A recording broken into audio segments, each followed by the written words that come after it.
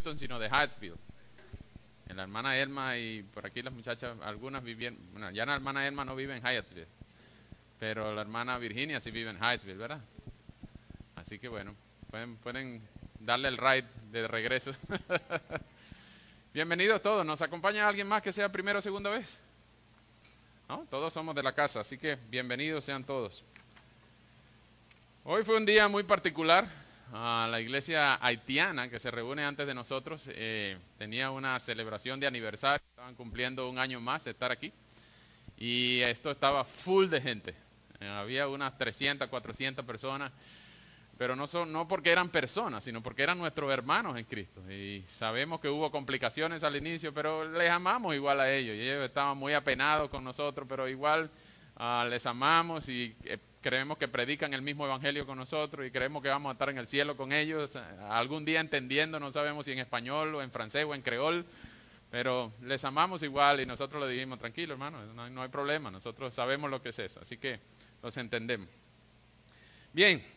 Hemos estado estudiando la Biblia de manera panorámica, ya terminamos el Pentateuco y el libro de Josué, hoy vamos a dedicar un tiempo al libro de Jueces. Ya vimos cómo la narrativa bíblica desde Génesis hasta el libro de Josué narra la historia de la promesa que Dios le hizo primero a la serpiente y a la mujer de enviar un hijo de la mujer, uno de la simiente de la mujer que iba a aplastar la cabeza de la serpiente. Luego, 12 capítulos o 9 capítulos más adelante, en el capítulo 12 de Génesis, Dios le promete a un hombre llamado Abraham que Dios le iba a dar tierra y descendencia innumerables, sin poderlas contar, como la arena del mar, como las estrellas del cielo. Y la tierra prometida que Dios le prometió a Abraham fue negada por un tiempo, porque en Génesis 15:13 específicamente Dios le dice a Abraham que el pueblo de Israel, todavía no se llamaba pueblo de Israel, pero porque todavía no había nacido Israel o Jacob, pero iba a dilatar 400 años porque tenía que pasar esclavitud en una tierra extraña. Dice el texto en Génesis 15 que todavía la ira de Dios no había llegado a su furor porque la maldad de los amorreos, de los habitantes de la tierra de Canaán, de siete pueblos que habitaban en esa tierra, todavía no se había hecho tan grave. Bueno, lo cierto es que narra la historia de Génesis en Abraham, Isaac, Jacob y después la vida de José. Esos 4 grandes personajes son la segunda mitad del libro de Génesis y nosotros vemos que Dios cumple la promesa a Abraham en darle descendencia innumerable y darle una tierra. ¿Cómo? Dios envió al pueblo de Israel, específicamente a José, a Egipto. Los hermanos lo vendieron como esclavo y allá pasaron unos cuantos años, pero en Egipto hubo una gran hambruna. Y esa hambruna motivó a que los hermanos de José, que lo habían vendido como esclavo, tuvieran que ir a Egipto a pedir comida. Y cuando descubren que su hermano es el segundo a cargo, entonces regresan para buscar a Benjamín y una historia bien tierna, bien noble. Y de esa manera José se trae a todos sus hermanos, a toda su familia, que en total eran 70 personas, a vivir ahora en Egipto. Ahí se reprodujeron y el libro de Éxodo narra que se hicieron muy grandes, muy poderosos, incontables, y el faraón tenía miedo de ellos. Y porque ese faraón no conocía Egipto. Ahora crecieron tanto en 400 años que los obligaron a ser esclavizados.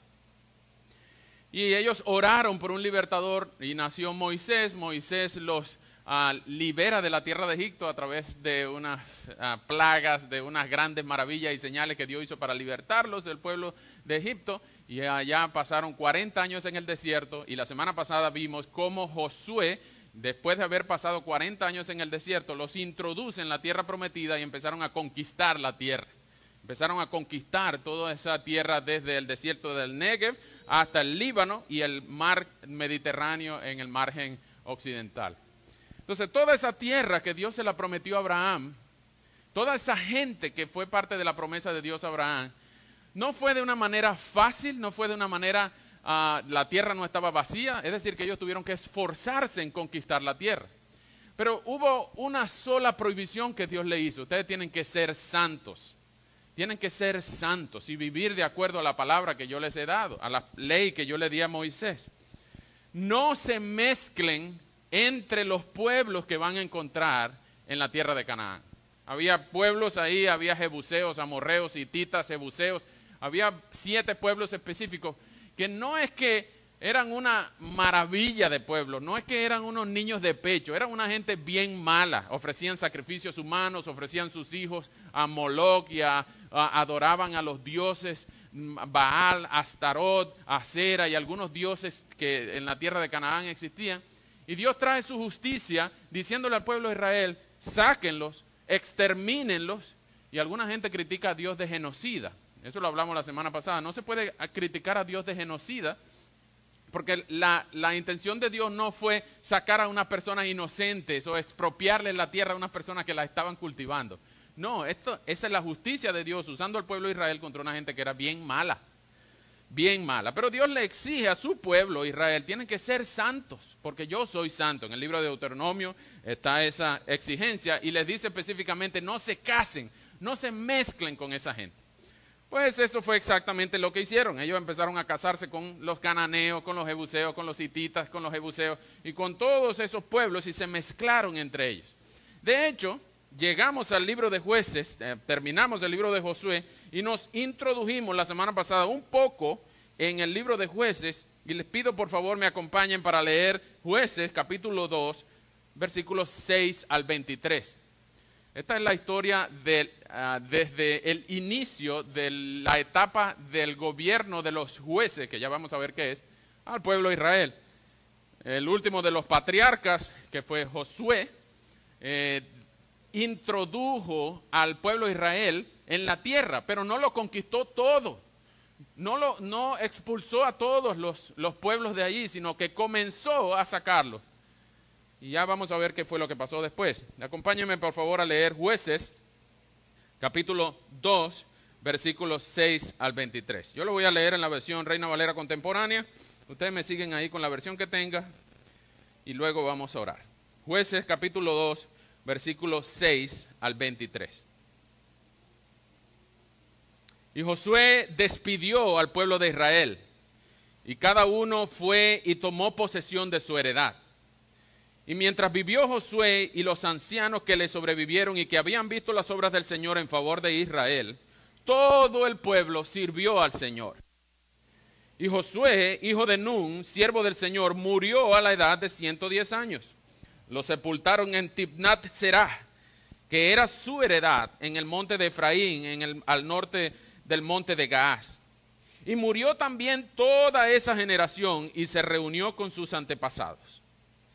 Después de ellos vino otra generación que no conocía al Señor, ni sabía lo que el Señor había hecho por Israel.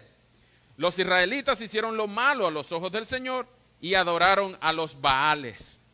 Abandonaron al Señor, el Dios que sacó a sus antepasados de la tierra de Egipto, y empezaron a adorar a los dioses de los pueblos que vivían a su alrededor, con lo que provocaron el enojo del Señor. Se apartaron del Señor para adorar a Baal y a Astarot. Por eso el Señor se enojó contra el pueblo de Israel y lo entregó en manos de ladrones que los despojaron de todo. Lo dejó a merced de los enemigos que lo rodeaban, a los cuales ya no pudo vencer. A donde quiera que iban, la mano del Señor estaba en contra de ellos para su mal, y tal como se lo había jurado, se vieron en gran aflicción. Entonces, y esta es la historia del libro de Jueces, entonces el Señor levantó caudillos para que los libraran de aquellos que los despojaban. Pero ellos tampoco escuchaban a sus caudillos, sino que se fueron tras dioses ajenos, a los cuales adoraron, y pronto se apartaron del camino que habían seguido sus antepasados, pues sus antepasados habían obedecido los mandamientos del Señor, pero ellos no lo hicieron así. Cuando el Señor suscitaba algún caudillo, también lo apoyaba, y mientras ese caudillo vivía, los libraba del poder de sus enemigos, pues el Señor se conmovía de escuchar los gemidos de su pueblo oprimido y afligido. Pero al morir aquel caudillo, el pueblo volvía a corromperse aún más que sus antepasados, y seguía a los dioses ajenos para servirles y adorarles, y no se arrepentían de sus obras ni de su obstinada conducta. Por eso la ira del Señor se encendió contra Israel y dijo: como este pueblo ha roto el pacto que establecí con sus antepasados y no me obedece, tampoco yo volveré a expulsar delante de ellos a ninguna de las naciones que Josué dejó al morir. Esta era una prueba para Israel, para ver si se esforzaban en volver al camino del Señor como sus antepasados. Por esta razón, el Señor no expulsó a aquellas naciones ni se las entregó a Josué, sino que las dejó entre ellos. Vamos a orar. Oremos. Señor, muchas gracias por tu palabra. Qué privilegio y qué honor tener tus palabras en nuestras manos y en nuestro propio idioma. Cómo agradecerte tanta bondad, tanta misericordia y tanta gracia a favor de tu pueblo en aquel entonces y también de nosotros hoy en día. Y tenemos ante nosotros un libro muy difícil, muy triste. Estamos seguros que hasta tú sufriste cuando veías a tu pueblo apartarse de ti. Y rogamos, Señor, que en esta tarde, noche ya, que nosotros podamos ver en este libro los patrones de conducta humanos que podamos nosotros evitar por reconocer tu santidad, evitar lo malo y adorarte a ti, que eres un Dios bueno. Rogamos que en esta tarde nos edifiques directamente con tu Espíritu a la luz de tu palabra y que nos des cada día más de ti. Santifícanos, Señor, con tu palabra es verdad. Te ruego especialmente por mí, Señor, que mis acciones, ni mis gestos, ni mis palabras puedan estorbar la obra de tu Espíritu en esta tarde. Que más bien, Señor, podamos juntos considerar estas grandes verdades y exaltar al Salvador, Señor y Rey Jesucristo. Y si hay alguno aquí, Señor, que se deleita en el pecado, rogamos fervientemente que este día sea el día en que seamos valientes para reconocer que te necesitamos y que debemos dejar nuestro pecado atrás. Y eso te lo rogamos porque Jesús nos habilitó en la cruz para clamar: Abba, Padre, ayúdanos, Señor, ayúdanos. Te necesitamos en esta hora. En el nombre de Jesús. Amén. ¿Han visto recientemente las noticias?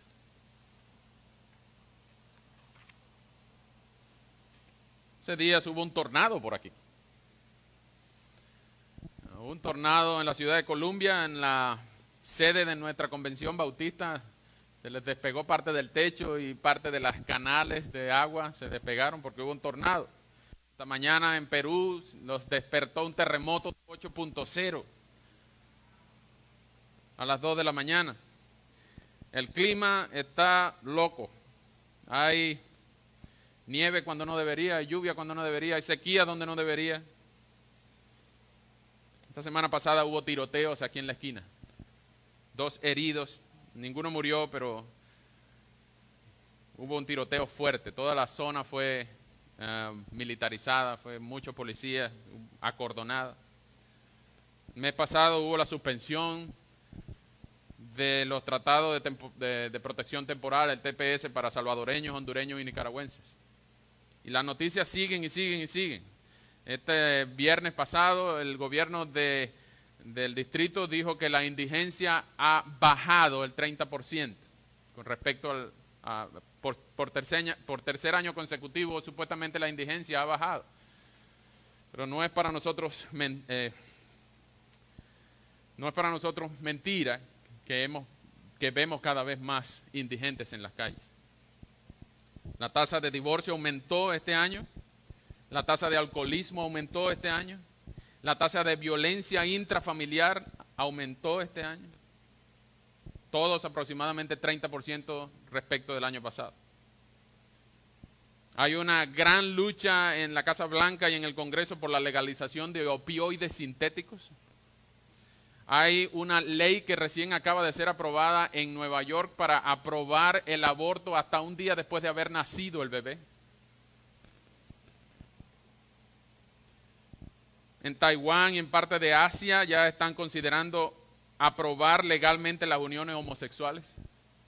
en Asia, que supuestamente eran bien tradicionales. En Chile se acaba de aprobar la adopción homoparental. Aquí en Estados Unidos hay rumores de guerra con Venezuela, con Irán. Hay una guerra tecnológica hoy en día con Huawei. Samsung se acaba de unir al bloqueo contra Huawei, acusados de espionaje al gobierno chino. Acaba de salir un artículo en la revista Life que dice que la mayoría de los solteros no están teniendo vida familiar y vida sexual y vida marital como debieran, y la razón principal por la que están alegando esas estadísticas es por la accesibilidad de la pornografía y al tráfico humano. Y así noticias van y noticias vienen. El Vaticano protege a los pedófilos. Canadá aprobó la zoofilia. Aumenta el espiritismo, el islamismo y la nigromancia entre los países islámicos. Se suprimen libertades religiosas en muchas partes del mundo y matan sin discriminación a cristianos en Nigeria. Ustedes dirán, ¿por qué el mundo está así? ¿No se supone que deberíamos amarnos entre todos? Este libro, el libro de Jueces, narra la historia, la transición del patriarcado de Israel a un tipo de gobierno que se llama la monarquía de Israel. Pero en el medio existe la transición del gobierno de los jueces. Por eso este libro se llama Jueces. Porque Dios levantó, y dice lo que leímos, que levantó caudillos. Pero la verdad es que eran príncipes, eran nobles, eran personas importantes que gobernaban a Israel desde la muerte de Josué hasta la asunción de Saúl como rey. En ese periodo entre Josué y Saúl, entre el patriarcado y la monarquía, se habla del periodo de los jueces. Eso duró aproximadamente 350 años. Y entre esos 350 años, esos 12 jueces vivieron la decadencia del pueblo de Israel, como dice el texto, cada vez peor en el versículo 2:19. Y ustedes van a ver a lo largo de lo que vamos a notar aquí rápidamente, por supuesto, vamos a dar un vuelo bien superficial al libro, van a notar que lo que pasó con los jueces de uno a otro era cada vez peor, cada vez peor. Y esas noticias que le acabo de dar de nuestra sociedad de hoy son nada comparadas con las cosas que se nombran en este libro. Eventos que cualquiera que lee este libro, y primera vez tú le das la Biblia a alguien y lee este libro y dice, ese es el libro de Dios. Ese es el libro de Dios. Recientemente salió una caricatura de los Simpsons y el gran Homero Simpson, que no es un gran teólogo, tenía una Biblia en sus manos explicándole a Lisa y a Bart, este libro es el libro de Dios y aquí todos no sirven para nada excepto este tipo, Jesús. Y es que en la Biblia está narrada la vida de un montón de gente que eran tan como tú y yo. Y tú dirás, no, yo no soy tan así. Entonces vamos a ver un montón de gente que se llamaban del pueblo de Dios y cometieron una cantidad de barbaridades que no son ni siquiera dignas de ser nombradas en la Escritura Sagrada, en la palabra de Dios. Y nos sorprende que este tipo de cosas estén aquí nombradas, pero justamente esos son los puntos que definen a este libro. Este libro lo que hace es preparar la escena para un rey que va a venir. Ustedes noten por favor y subrayen, porque estos son libros que resumen el libro. Estos son versículos, que resumen el libro. Capítulo 17, cuando se introduce, ya Sansón está por salir de la escena, pero se introduce un tal Micaía. En el capítulo 17, específicamente en el versículo 6, se narra lo que da sentido a este libro, porque este libro es como es. 17:6 dice, en aquellos tiempos no había rey en Israel y cada quien hacía lo que le parecía mejor.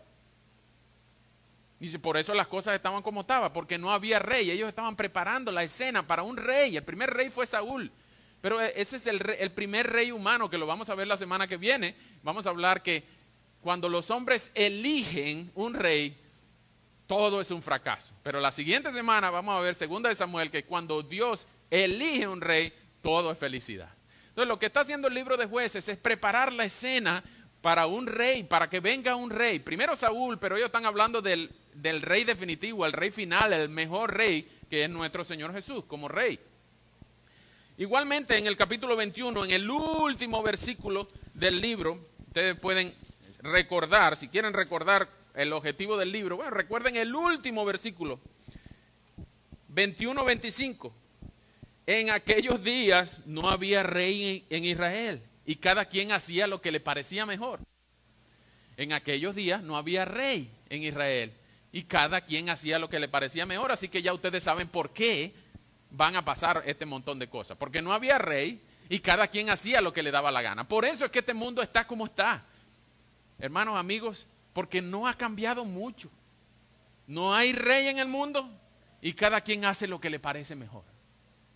Por eso oímos de abortos, por eso oímos de la legalización de los opioides sintéticos, por eso oímos de la legalización de leyes antinaturales, por eso oímos de injusticias, por eso oímos de invasiones, de discriminaciones, por eso oímos de todo tipo de barbaridades, porque no hay rey en el mundo y cada quien hace lo que le parece mejor. ¿Y saben qué?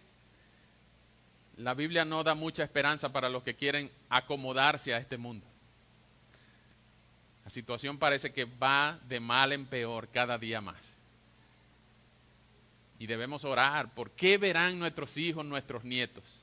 Si nosotros estamos viviendo en un día de hoy en que pareciera que el pecado se aplaude y se normaliza, ¿qué verán nuestros nietos?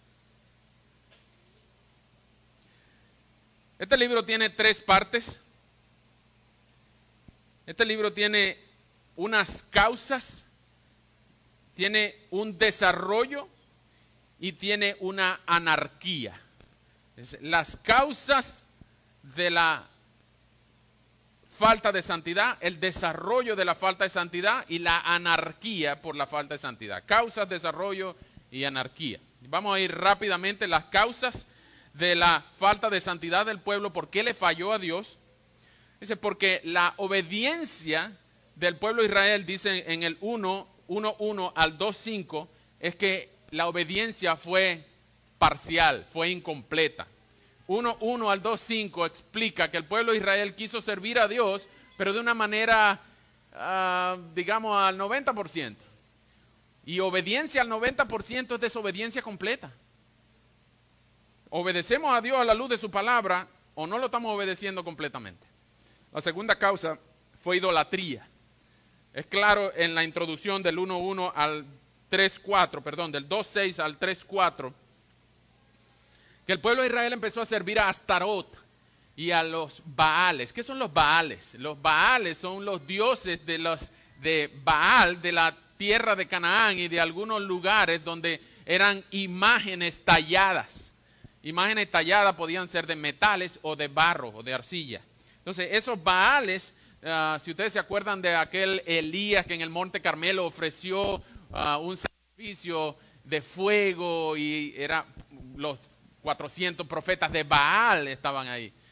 Astarot también estaba siendo adorado. Entonces, la idolatría Dios la condena y también condena la mezcla matrimonial entre los israelitas con los pueblos cananeos. Dios condena la desobediencia, la idolatría y la mezcla matrimonial. No que el matrimonio sea malo, no.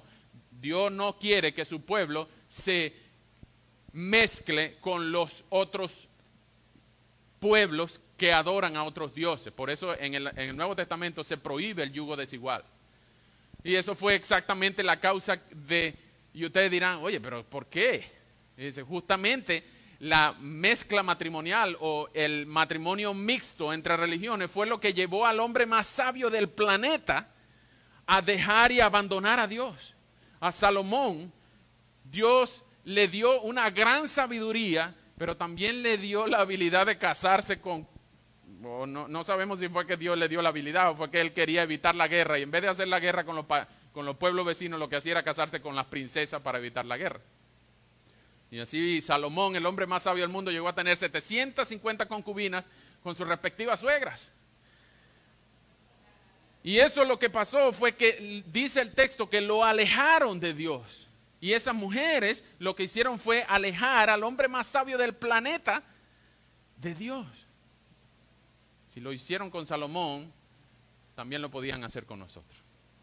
O sea que no minimicen el efecto de casarse con una persona que no tiene las mismas creencias que tú. Tarde o temprano, en vez de tú traerla a ella, ella te va a llevar a ti.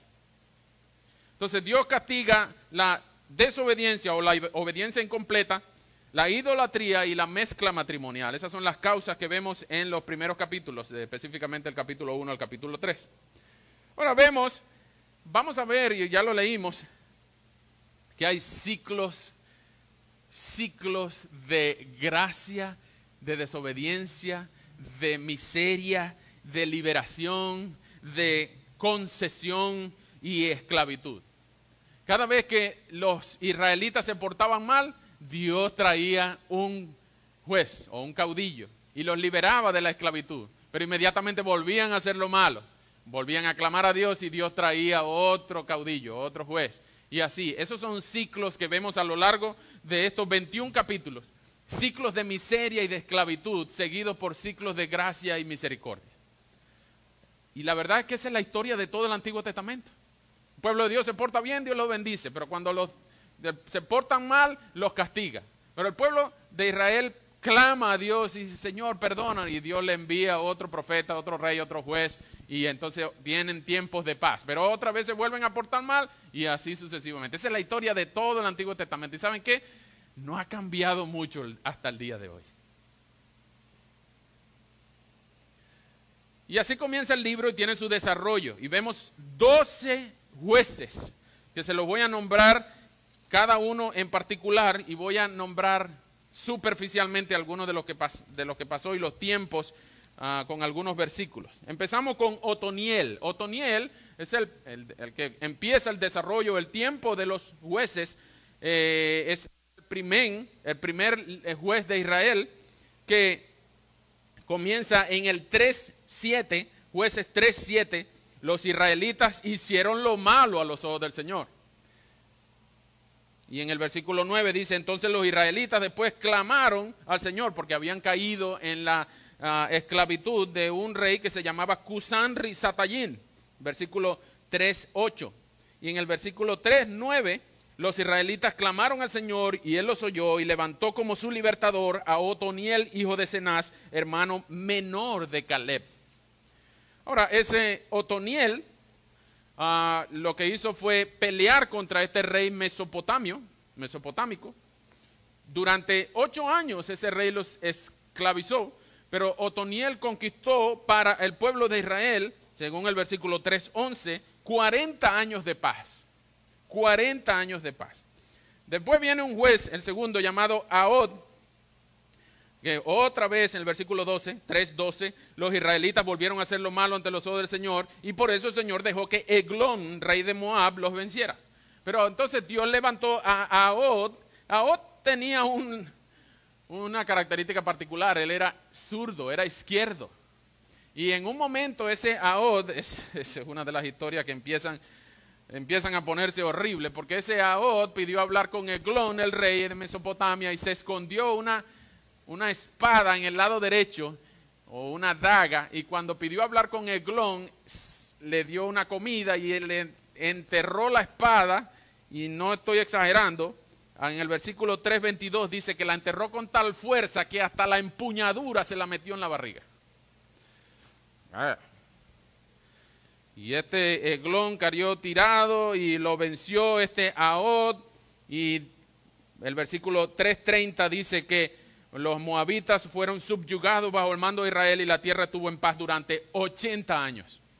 Ahod conquistó a Moab y conquistó 80 años de paz. Después vinieron los cananeos, viene Débora, era una profetisa, era una mujer que gobernaba, según el versículo 4:4, Israel. En esos días gobernaba Israel una profetisa llamada Débora, que era esposa de un tal Lapidot. Ahora, ella tenía particularmente un trabajo político, un trabajo de juez, de gobernar las decisiones del pueblo. Interesante que ella es la única que se nombra como mujer entre los líderes de Israel. Ahora, lo que pasó con ella es que le dijo al capitán del ejército de Israel, que se llamaba Barak, y le dice, mira, tenemos que ir a conquistar a este rey cananeo que se llama Jabín. Pero este rey Jabín tiene un ejército muy grande y un capitán poderoso que se llama Sísara. Y Barak le dice, está bien, yo voy a ir, pero no voy a ir solo. Si tú no vas conmigo, yo no voy. Versículo 3:9. Y Débora le dijo, ok, está bien, yo voy a ir contigo, pero la victoria no será tuya, porque Dios entregará a Sísara en manos de una mujer. Es probable que Barak estuviera pensando que iba a ser en manos de la propia Débora, pero la historia cuenta que no fue en la mano de Débora que la entregó, sino en manos de una tal Yael, que hizo algo muy tierno en engañar a este Sísara cuando estaban escapando. Lo durmió con un pote de leche y le atravesó una estaca entre 100 y 100 hasta que la enterró en el piso. Muy tierna la historia, y entendemos que Dios no estuvo contento con lo que pasó, porque ahora Israel se estaba comportando con la espada en la barriga, con la estaca en la sien, y se estaba comportando Israel como los pueblos cananeos. Estaban siendo tan sanguinarios y tan malos como los pueblos. Y la historia se pone aún peor. Después viene Débora y Barak, cantan un muy bonito cántico en el capítulo 5, un poema bellísimo, usted lo puede leer en su casa. Y en el capítulo 6 aparece un tal Gedeón. Y todos conocemos a Gedeón como el superestrella del libro de Jueces. Vemos que él tenía un ejército grandísimo, un ejército de más de 4,000 soldados. Pero Dios le dijo, vas a pelear la guerra contra los madianitas, porque los madianitas lo habían esclavizado por 7 años. Pero yo no quiero que ustedes confíen, dice Dios, en el número de su ejército, sino que yo quiero que ustedes vayan 300 personas nada más. Entonces viene Gedeón y le pide un montón de confirmaciones a Dios, y Dios se las confirma toditas, y van 300 nada más a pelear contra los madianitas y ganan. Dicho sea de paso, esa es la historia que dio origen a la película 300 de los espartanos, pero esa es otra historia más sangrienta todavía. ¿Qué pasó con Gedeón? Pareciera que Gedeón y se porta bien. Después Gedeón hizo lo que no debía. En el capítulo 8, versículo 27, dice que con todo el oro que Gedeón conquistó de los madianitas, hizo un efod personal. ¿Qué es un efod personal? Un efod es un traje de sacerdote y estaba recubierto de oro y pesaba aproximadamente 19 kilos. Y ese era un traje muy pesado, y lo peor aún es que los israelitas empezaron a adorar a Gedeón, le pidieron que fuera su rey en el versículo 8:22, y Gedeón lo rechazó, pero inmediatamente hizo ese efod y empezaron a adorar ese efod, y fue una trampa, dice el versículo 27, fue una trampa para Gedeón y su familia. Por lo tanto, también Gedeón cayó en idolatría.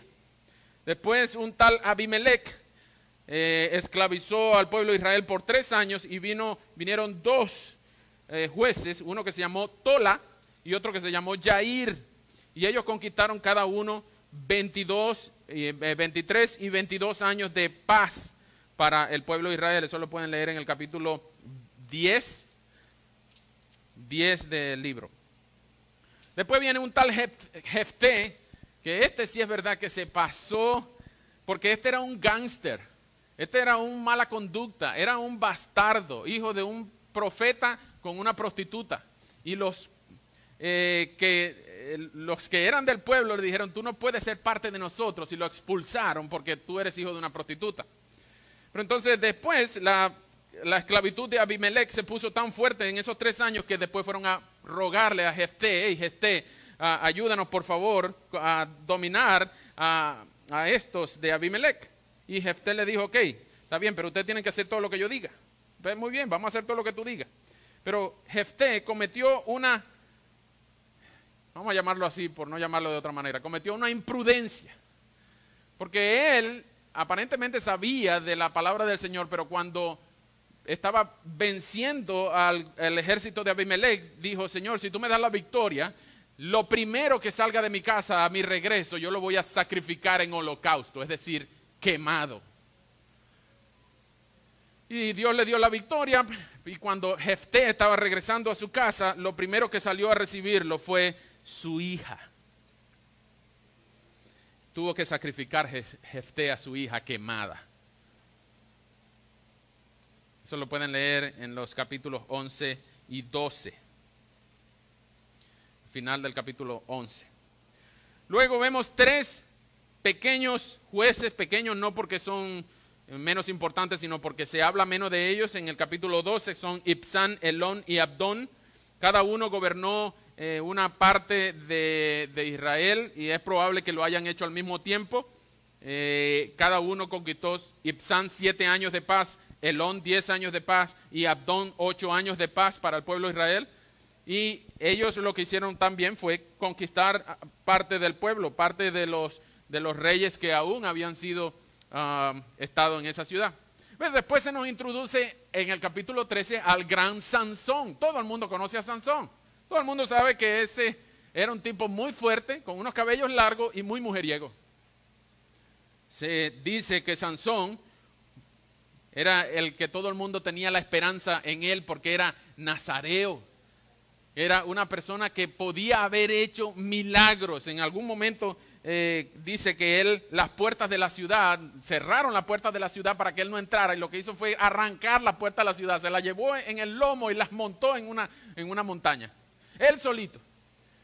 Pero tenía un problema: le gustaban las mujeres que no eran del pueblo de Dios. Y su papá le dijo: oye, pero ¿no te gusta ninguna de las muchachas de la iglesia? No, yo quiero es esa. Vayan y pídemela. Y Sansón era un tipo que tenía una sensualidad irrefrenable y no ponía freno a su sensualidad.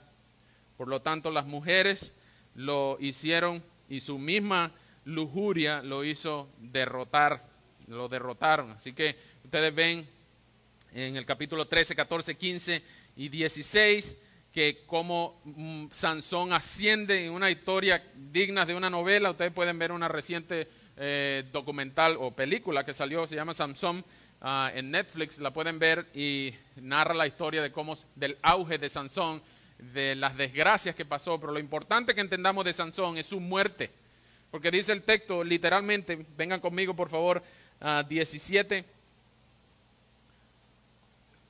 28, cuando Sansón está sin ojos y después de haberles rapado la cabeza y le volvió a salir su cabello, y clama en el 16:28 diciendo: Señor mi Dios, acuérdate por favor, no digo por favor, acuérdate de mí en este momento y por favor dame fuerzas, aunque sea por última vez, para vengarme de los filisteos que me dejaron ciego. Y al decir esto, Sansón asió las 2 columnas centrales sobre las que se apoyaba en el templo, apoyándose con las 2 manos sobre ambas columnas, y echó todo su peso sobre ellas, al tiempo que clamaba: no me importa morir junto con los filisteos.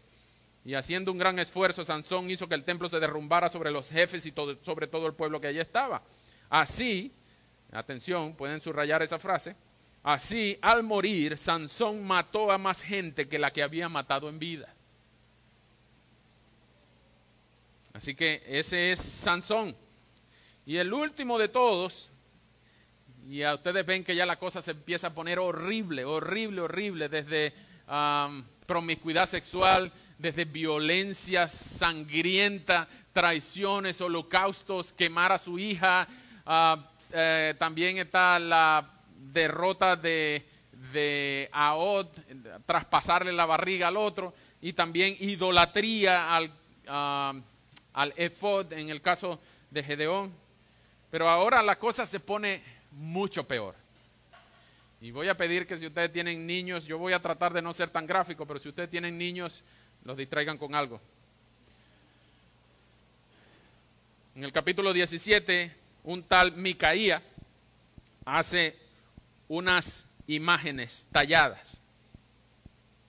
Y no solamente que empieza a adorar esas imágenes, sino que una persona de la tribu de Leví, que no era sacerdote, Micaía lo invita a su casa porque estaba pasando por ahí, no tenía casa, y en el capítulo 17, versículos 12 y 13, este tal Micaía emplea a este levita para que sirva como sacerdote, diciendo, 17:13, con esto estoy seguro, es decir, poniendo a este levita como sacerdote, con esto estoy seguro de que el Señor me prosperará porque tengo por sacerdote un levita.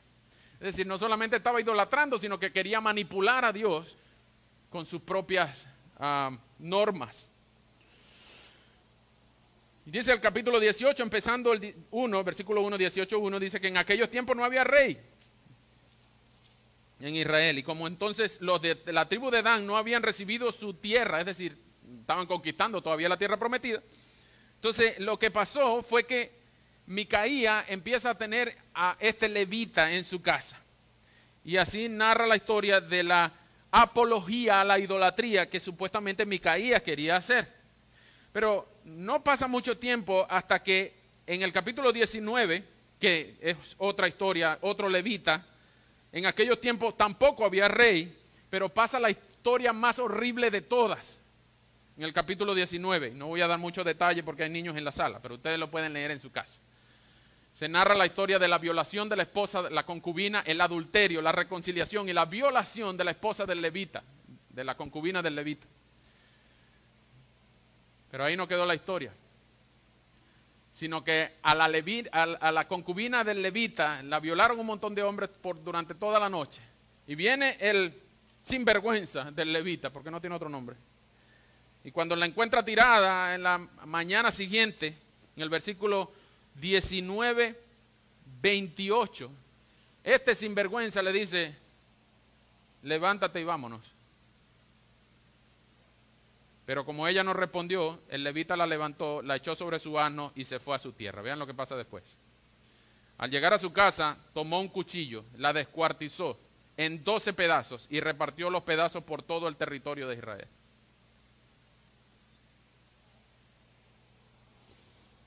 Y los que habían hecho esa violación habían sido de la tribu de Benjamín, y esa es la guerra civil que hay en el capítulo 20.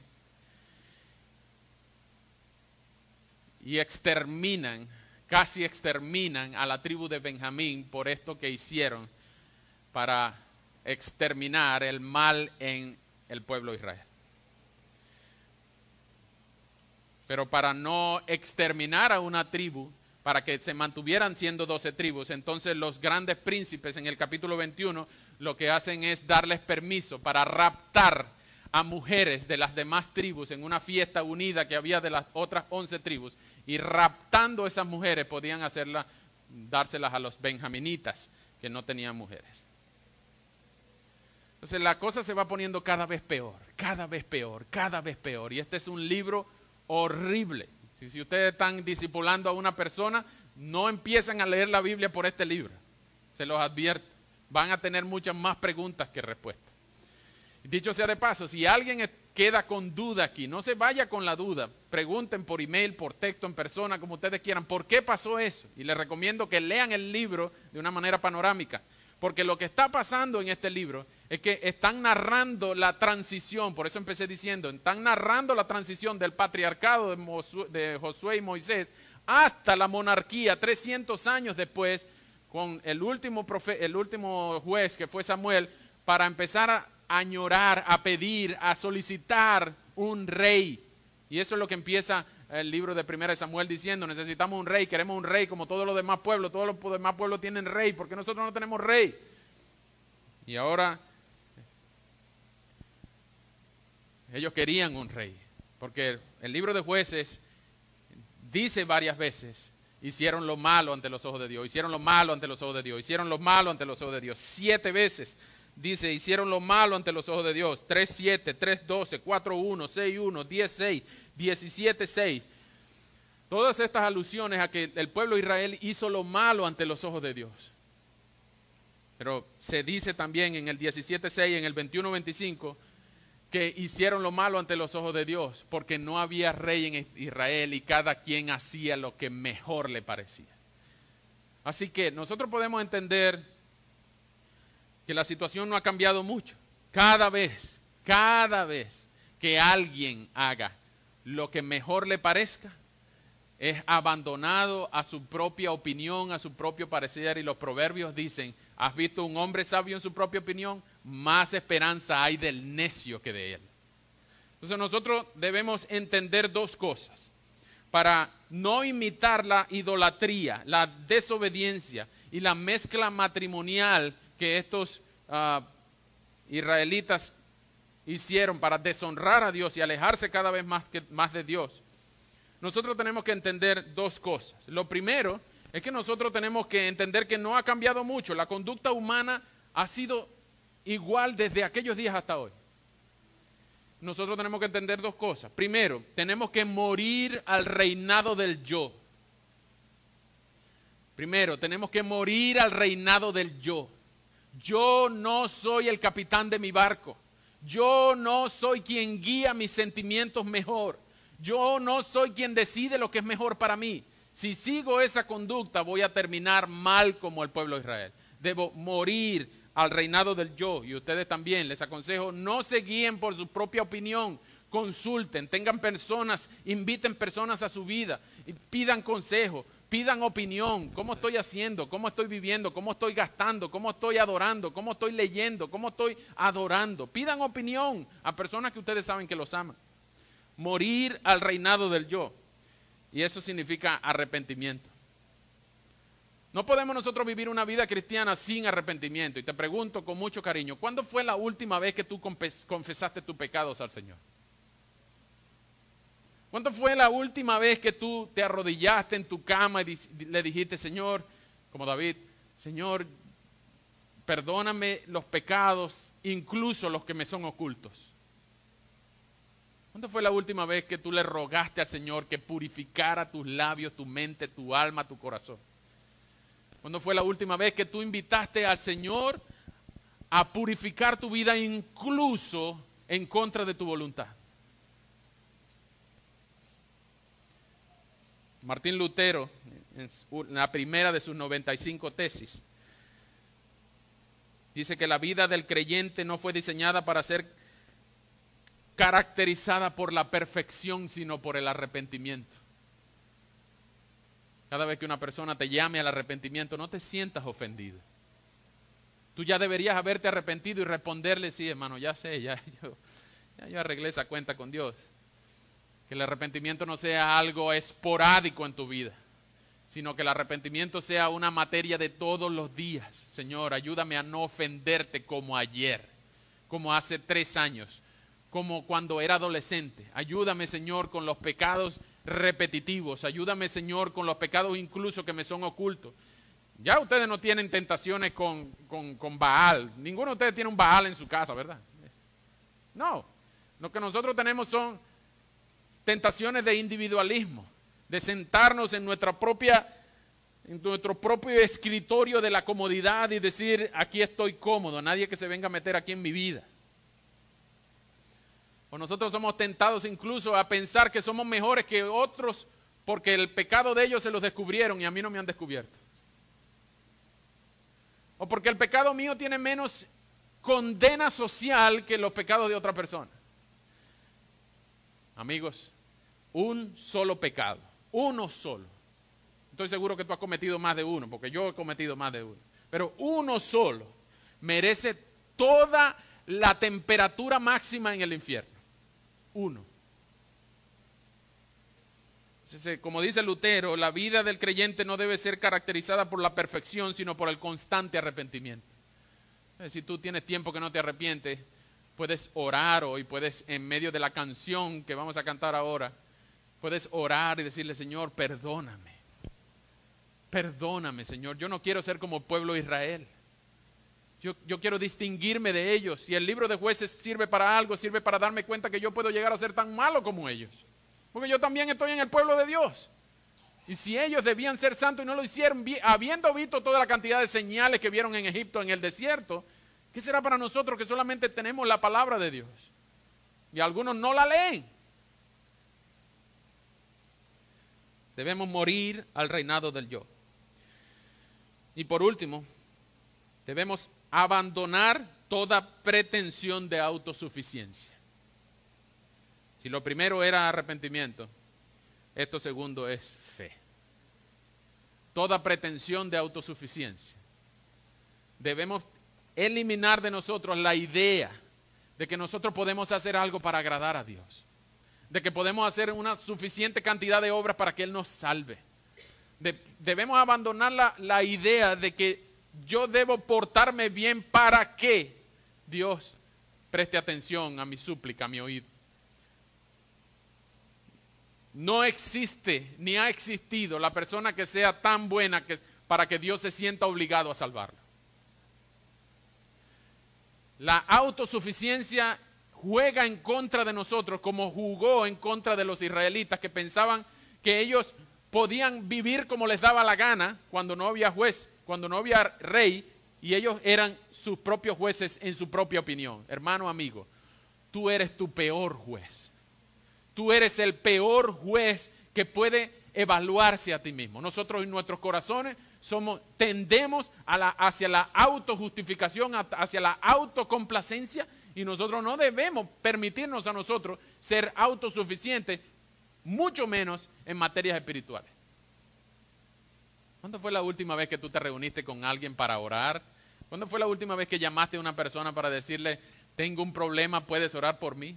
¿Cuándo fue la última vez que tú agarraste a una persona, hey, te noto triste, te noto mal, ¿puedo ayudarte en algo? Nuestras pretensiones de autosuficiencia van más allá del individualismo. Nuestras pretensiones de autosuficiencia van incluso hacia nuestra autojustificación. Incluso nos hacen querer parecer mejor de lo que somos. Necesitamos fe para entender que no hay ninguna cantidad de obras buenas que hagamos para que Dios nos ame. O no hay ninguna cantidad de obras malas que podamos hacer para que Dios nos ame menos. En Cristo estamos completos. Así que si morimos al reinado del yo, eso significa que estamos arrepentidos. Pero también si abandonamos todas nuestras pretensiones de autosuficiencia, significa que tenemos fe. Ahora, ¿fe en quién? Pues fe justamente en el rey que el libro de Jueces estaba profetizando.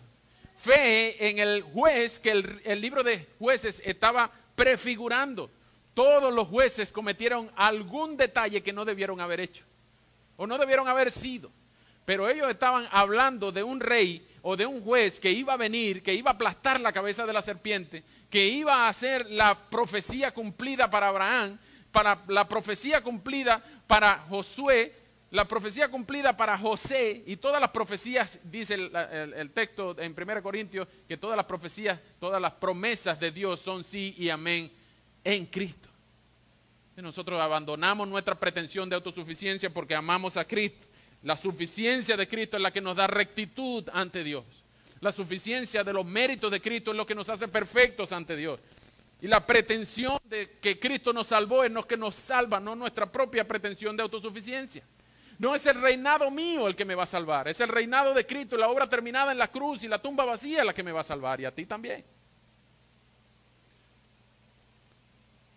Jueces prefigura un rey y un juez perfecto y definitivo. Jueces prefigura el reinado y el juicio de Cristo, los cuales son finales, definitivos y perfectos. Cristo es el juez que nunca falla. Es el juez que nunca tiene fallas morales. Es el juez que hace juicio recto. Es el juez que no se equivoca. Es el rey perfecto. Es el cordero inmolado. Es la promesa dada a Abraham. Es quien cumple todas las promesas a Israel, a la iglesia. Es el que nunca cumple ciclos de miseria, sino que siempre es lleno de gracia y de verdad. Y Él siempre muestra su favor con todos los que le aman y están dispuestos a acabar con el reinado del yo y están dispuestos a acabar con sus pretensiones de autosuficiencia.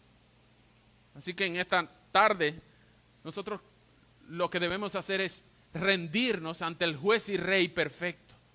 amar a Cristo por sobre todas las cosas. Él es el único juez perfecto. Él es el único que tiene tu récord. Tiene tu récord en su laptop. Todas tus fallas están escritas. Pero cuando Él murió en la cruz, todo tu récord fue blanqueado.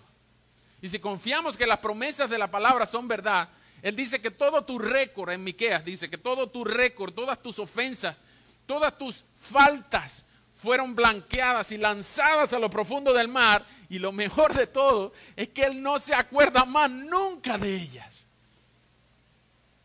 Ese es el juez perfecto. El juez que pudo haber dicho y señalado y puesto su ceño fruncido y agarrarte por el cuello y decirte: tú eres culpable, porque yo tengo un récord que he llegado de todas tus pensamientos, tus acciones, tus hechos, dicho, pensado, yo lo tengo escrito. Pero Él no dijo eso. Él dijo: consumado es.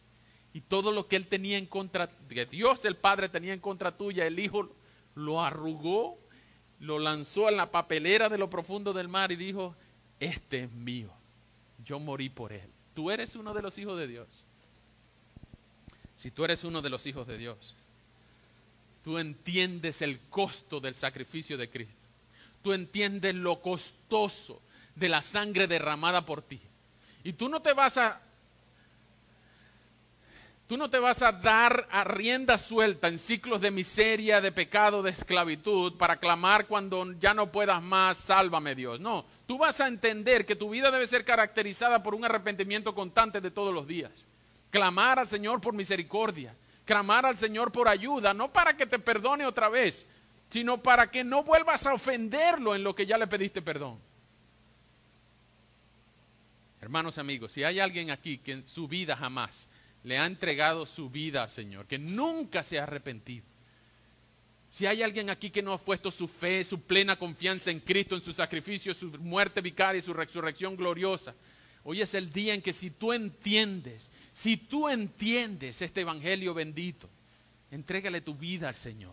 Si tú estás oyendo estas palabras, si tú entiendes que la única esperanza tuya es acabar con tus pretensiones de autosuficiencia y de apartarte del reinado del yo, pues ya las noticias horribles no van a ser para ti, ya el libro de Jueces no va a ser una realidad para ti, sino que ahora tú empiezas a vivir una vida gozosa en Cristo, una vida bendita en Cristo, una vida en la que tú puedes amar a Cristo con libertad. Ya no vas a ser esclavo del pecado porque Cristo lo conquistó para ti. Pero si tú estás viviendo esa vida de obediencia, deleítate en Cristo. Él ya pagó por ti. Deleítate en Cristo. El arrepentimiento es la marca del cristiano. Eso aumenta nuestra fe, eso inflama nuestra pasión y nuestro amor por Cristo. Así que te pido, por favor, ores conmigo. Y si un momento para arrepentirnos juntos y llamar a todos los pecadores al arrepentimiento. Ven a Cristo. Ven a Cristo. Hay esperanza para ti en Cristo. Oremos. Señor, muchísimas gracias por la bendición que